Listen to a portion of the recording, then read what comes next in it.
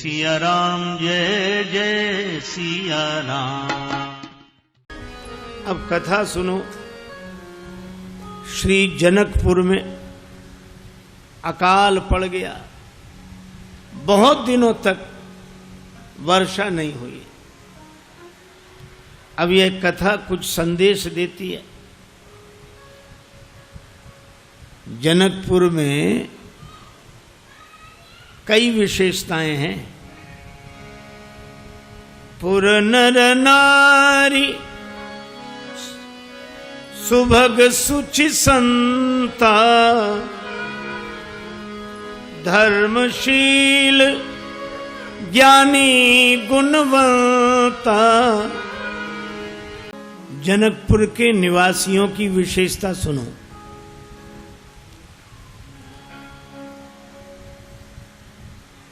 पुर नर नारी सुभग, तन से सुंदर हैं, मन से सूची हैं, पवित्र, स्वभाव से संत हैं, आचरण से धर्मशील हैं, विचार से ज्ञानी हैं और व्यवहार से गुणवान हैं।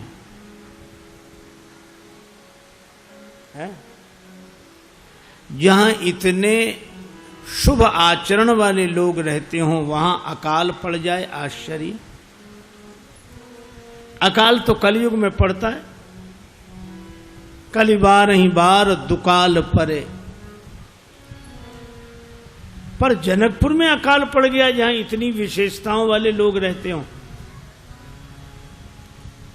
मानो ये कथा एक संदेश देती है कि जीवन में कितनी भी विशेषताएं हों, पर भगवान की भक्ति की वर्षा के बिना जिंदगी में अकाल ही पड़ा रहता है।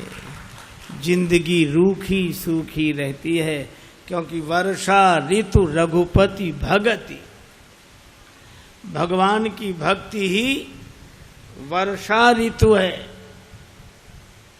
जब बादल छा जाते हैं तो वर्षा होने लगती है। और इसी तरह मैं कह रहा हूं, दृग्बिंदु ये कहते हैं कि घनश्याम है दिल में, और घनश्याम न होते तो ये बरसात न होती। नैनों से प्रेम जल की वर्षा तभी तो होगी, घन बन के जब हृदय में घनश्याम आप होंगे।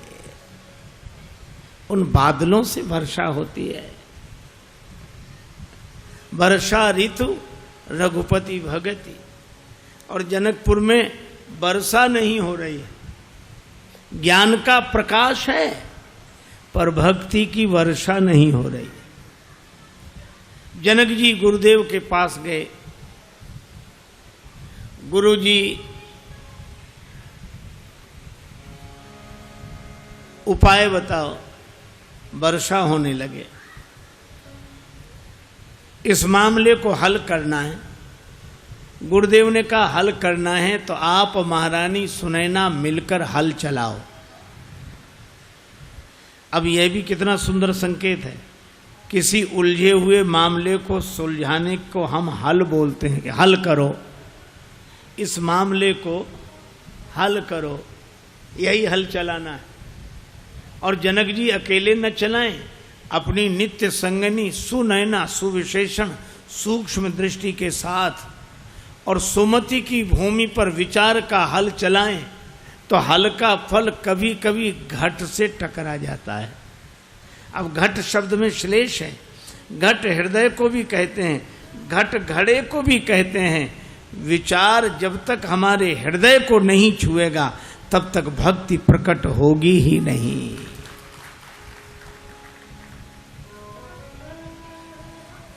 विचारों को लेकर अभी हम लोगों की खोपड़ियां टकराती हैं।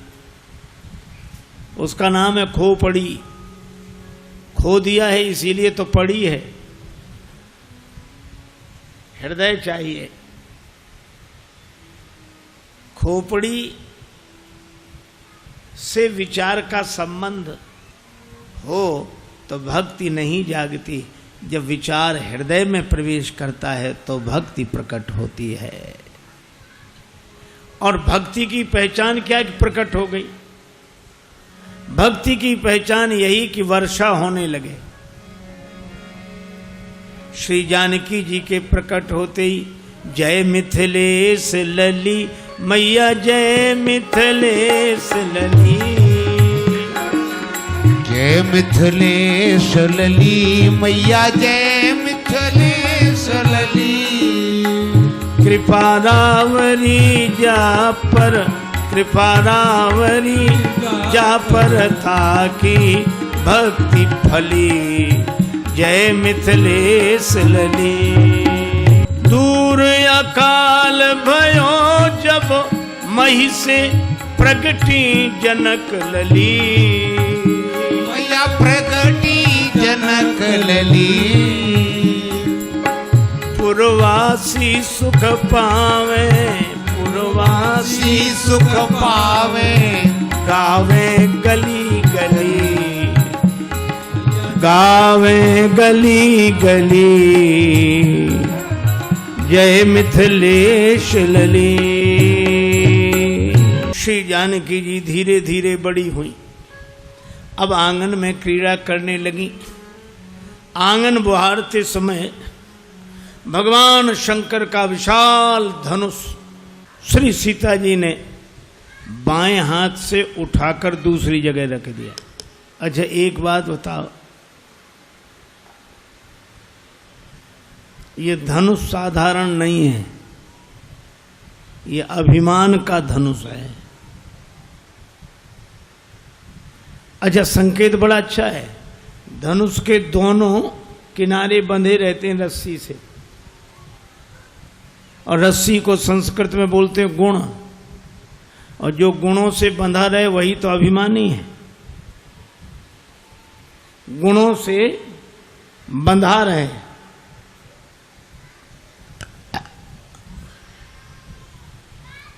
भगवान राम ने धनुष तोड़ा तो रस्सी छोड़ दी, मानो संकेत किया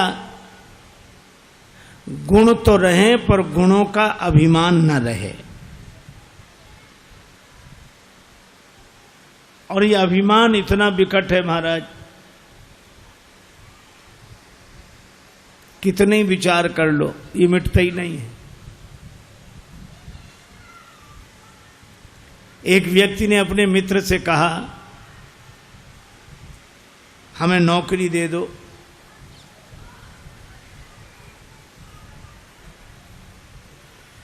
दूसरा मित्र बोला कि हमें तो नौकर की तलाश ही है, तुम ही मिल जाओ। काम क्या करना पड़ेगा?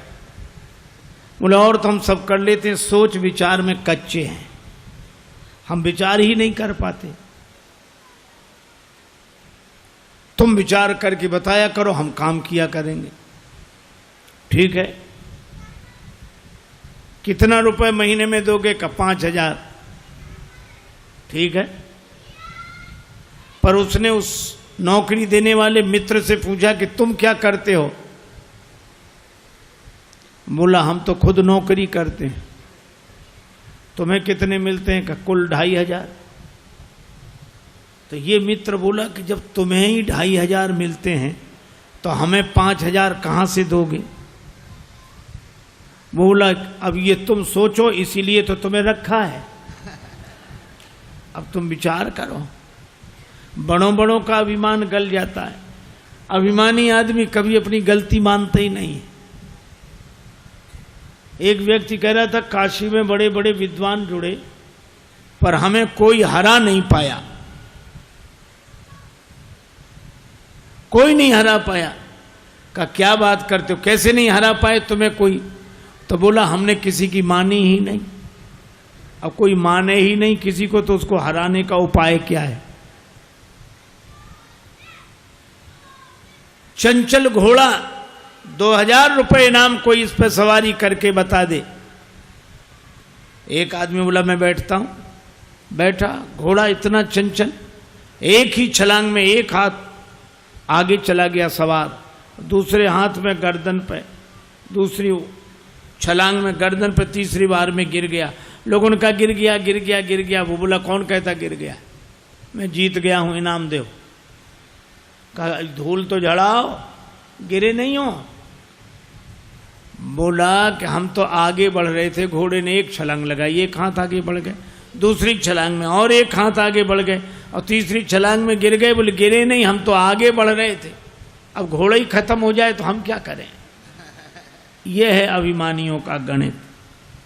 महाराज ये कभी कितनी बातें सुनाऊं मैं आपको। एक आदमी छत पे टहल रहा, दूसरा सड़क से निकला, ऊपर वाले ने बिना नीचे देखे पान की पीक चला दी, बेचारे के सिर पे गिरी। उसने हाथ जोड़कर कहा, बाबूजी नीचे देखकर नहीं थूक सकते थे। तो ऊपर वाला क्या बोला, तुम ऊपर देखकर क्यों नहीं चल रहे थे, अब बोलो। उसने कहा कि ऊपर देखकर चल रहे होते तो सिर का स्थान मोह ही होता। एक सास एक भिखारी को रोज मना करती, बाबा कुछ नहीं है जाओ, बाबा कुछ नहीं है जाओ। एक दिन सास मोहल्ले में गई थी, बहू अकेली थी, महात्मा आए, कोई बाबा, भिखारी बाबा, भिक्षा मिले। बहू ने भी कह दिया कुछ नहीं है। रास्ते में मिली सास, बाबा कहाँ गए थे, तुम्हारे घर। मिला कुछ ना, क्यों, बहू ने मना कर दिया। सास बड़ी नाराज, बहू कौन होती मना करने वाली, मना करती तो मैं करती, चलो। भिखारी ने सोचा दोनों के झगड़े में हमें फायदा होगा, गया। सास ने बहुत डांटा बहू को, तूने मना कैसे किया। बहू ने कहा माता जी रोज आप करती थी, आज मैंने। तो अच्छा, तो जो मैं करूंगी वो तू करेगी, मेरी बराबरी करती है। बहुत डांटा, और डांटने के बाद बहू से बोली मना करती तो मैं करती, तूने मना कैसे किया। अब भिखारी से बोली, ए बाबा जाओ कुछ नहीं है, अब मैं मना कर रही हूं जाओ। ये अभिमानियों का हाल है। तो ये अभिमान का धनुष बड़े बड़े राजाओं से नहीं हिला। अच्छा देखो, दवा रिएक्शन कर जाती है। मान लो लोभ को दूर करने के लिए कोई दान करे तो दान रिएक्शन कर जाता है। लोभ तो दूर हो गया, पर मैं बड़ा दानी हूं, ये अहंकार तो नहीं जाता। बोलो, आलस्य दूर करने के लिए कोई साधना करने लगे तो आलस्य तो दूर हो गया, पर मैं बड़ा साधक हूं। एक महात्मा से किसी ने कहा कि अभिमान को मिटाने का उपाय, महात्मा बोले तुम सबको प्रणाम किया करो, सबको प्रणाम किया करो। उसने शुरू किया, 6 महीने बाद महात्मा बोले क्या हाल है अभिमान का। बोले महाराज और बढ़ गया है। कहा क्यों, हमें लगता है कि हम कितने बढ़िया आदमी हैं जो सबको प्रणाम कर रहे हैं। अब बोलो, ये अभिमान किसी तरह नहीं मिटता। लेकिन मैं आपसे कहूं कि जो अभिमान किसी तरह नहीं मिटता, उस अभिमान को अपने जगह से हटा देना भक्ति के बाएं हाथ का खेल है। सीता माता ने उठाकर धनुष को दूसरी जगह रख दिया, पर भक्ति अभिमान को तोड़ती नहीं है, उसका स्थानांतरण करती है। जो अभिमान तन से जुड़ा, मन से जुड़ा, धन से जुड़ा, वह अभिमान रघुनंदन से जुड़ जाए। जय सिया राम, जय जय सिया राम।